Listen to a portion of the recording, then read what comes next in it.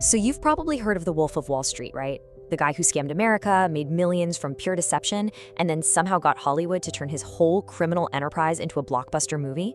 Well, this is the real story of Jordan Belfort. Let's start with a number, a really big number, $110 million. That's the amount the courts ordered him to pay back to the thousands of people whose lives he wrecked. An absolutely staggering sum. And this, for that $100 million fraud? This is how much time he actually spent behind bars. Not 20 years, not even 5, 22 months in a minimum security prison. Which brings us to the big question, doesn't it? How on earth did he do it? How did this one guy from Queens build a financial empire out of thin air and then, after it all came crashing down, walk away to become a kind of twisted pop culture hero? Well, to really understand the wolf, you have to go back, way back. Our story doesn't start in some fancy boardroom, but on a sandy beach in Bayside, Queens. This is where that hunger, that raw talent for selling, first showed up. Get this, at just 16 years old, he's already pulling in 20 grand selling Italian ices. He's ambitious, he even enrolls in dental school, but on day one, the dean tells the class, if you're here to get rich, you're in the wrong profession. So what does Belfort do? He just walks out. His goal was never just a career, it was getting rich. His next venture, a door-to-door meat business, was a total disaster, but it taught him the single most important lesson of his life. And right there, in the middle of that failure, he had this massive realization. It was never about the steaks or the seafood. It didn't matter what the product was. He realized his real talent, his superpower, was the sale itself. He knew he could sell anything to anyone. All he needed was a product with a much, much bigger payday. So with this new superpower unlocked, where do you go? Well, there's only one place, right? Wall Street. He was ready to build his own kingdom, not with bricks and mortar, but with hype and telephones. He actually lands a legit job at a firm, but then, bam, Black Monday hits in 1987. The market crashes and he's fired. While everyone else was panicking, Belfort saw an opportunity. He discovered the wild, wild west of finance, penny stocks, basically worthless, unregulated garbage that no serious broker would ever touch. But they came with one magic number, a 50% commission. And his pitch, oh man, his pitch was hypnotic. It was basically this: you don't have to understand the company, sir. You just have to understand the upside. See? He wasn't selling a business, he was selling a dream, a fantasy of getting rich quick. He just bypassed all logic and went straight for people's greed. So he starts his own firm, and the name he chose was a masterpiece of deception, Stratton Oakmont. It sounds so prestigious, right? Like it's been around for a century. The reality? It was a chaotic boiler room in a crummy strip mall, staffed with his buddies from the neighborhood, guys who were hungry, loyal, and ready to hustle. So how did they make all that money?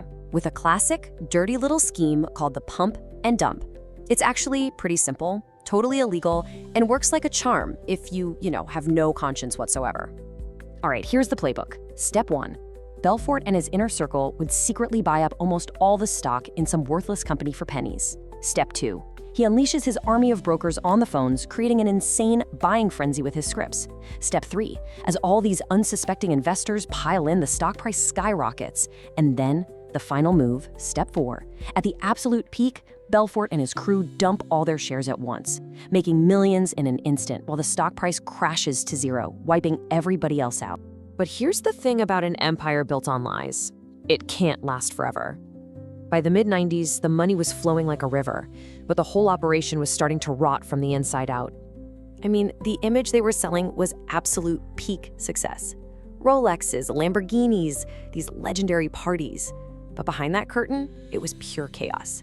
We're talking rampant drug abuse, not just for fun, but it's fuel to keep the scam going. And, of course, the feds were starting to sniff around as they laundered millions through Swiss banks. And Belfort himself, he was just completely flying off the rails. He started to believe his own hype, thinking he was invincible. He crashed his Ferrari while high on Quaaludes with his toddler in the car. But the craziest story? He ordered the captain of his massive yacht to sail directly into a Mediterranean storm. The yacht sank, and he had to be rescued by the Italian Navy. So while Belfort's living out this fantasy, our story gets a real-life antagonist, FBI agent Gregory Coleman. This guy wasn't fooled by the flash and the glamour. He saw the pattern of fraud and meticulously started pulling on all the threads, building a case piece by piece. And then everything started to unravel, and fast. In '94, the SEC is closing in. By June of '96, his yacht is at the bottom of the sea. Just a few months later, boom, federal agents raid Stratton Oakmont. And even then, he still arrogantly tries to wire more money to Switzerland. By 1998, the game was finally up. But here's the twist. Getting arrested, that wasn't the end of Jordan Belfort's story. Nope. In a truly bizarre way, it was just the beginning of his next and maybe most successful sale ever. Facing decades behind bars, Belfort turned his greatest skill on the justice system itself. He sold out everyone. He flipped, he cooperated with the FBI, he wore a wire, and he handed over his friends, his partners, the very brokers he trained. He sold them all down the river to save himself. And that deal he made? It worked. He took a potential 30-year sentence and whittled it down to less than 2 years in a prison so relaxed they called it Camp Fed.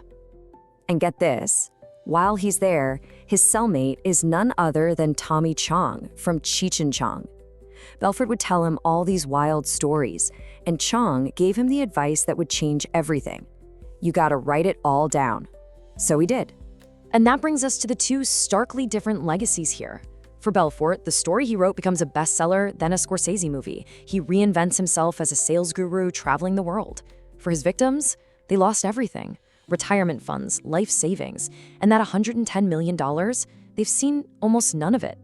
So in the end, he didn't just escape justice. He managed to repackage his crimes as entertainment and sell it to the entire world. And maybe the most unsettling part of this whole story is that we, the audience, we bought it. The real question is why?